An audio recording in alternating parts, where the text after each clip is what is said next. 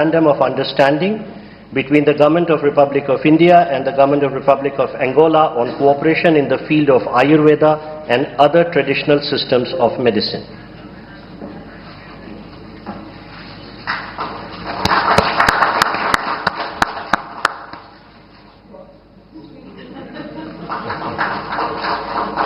Thank you, Ministers. Thank you, sir.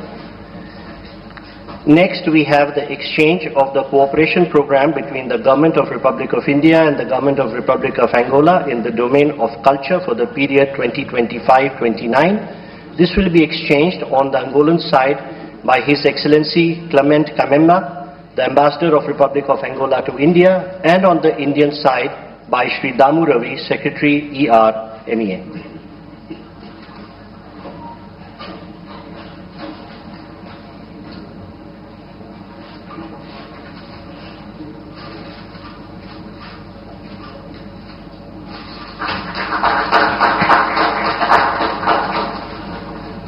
We request the Secretary and the Ambassador to stay on.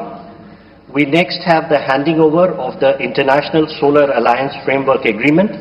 This will be handed over by His Excellency Clement Kamemba, the Ambassador of Republic of Angola, and be received by Shri Damu Ravi, Secretary ER, Ministry of External Affairs.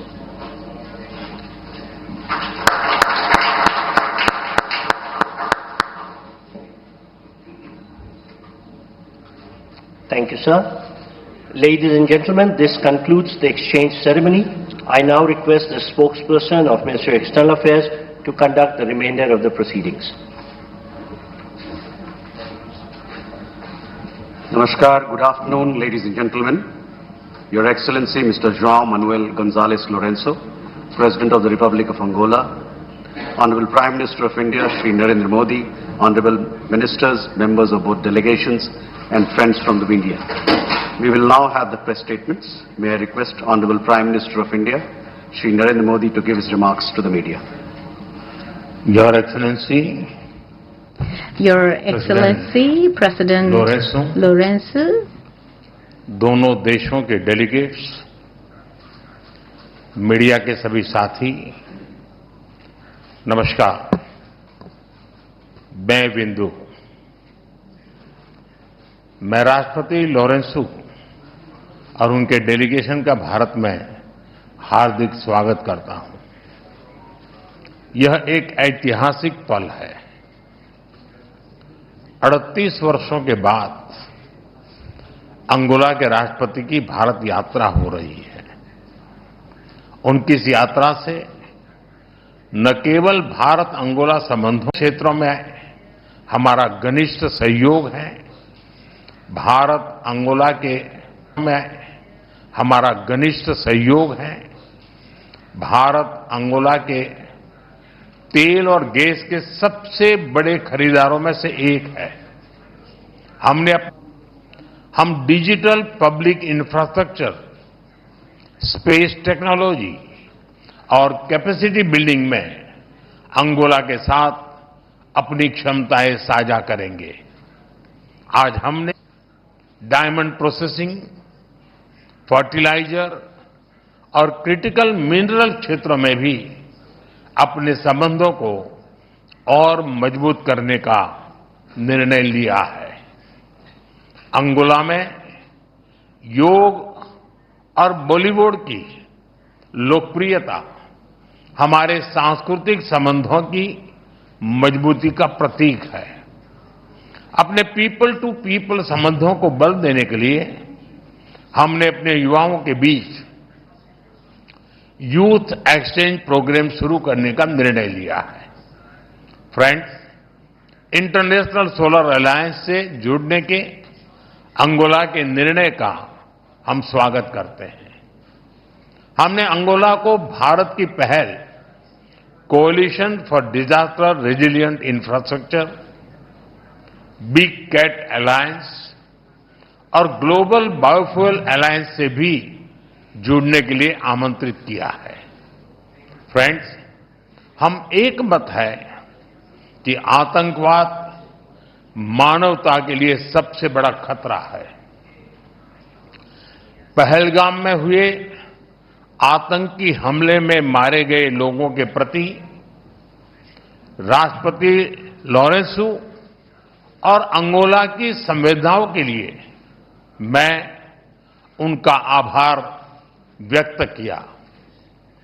We are committed to take firm and decisive action against terrorist and those who support them. We thank Angola for their support in our fight against cross-border terrorism.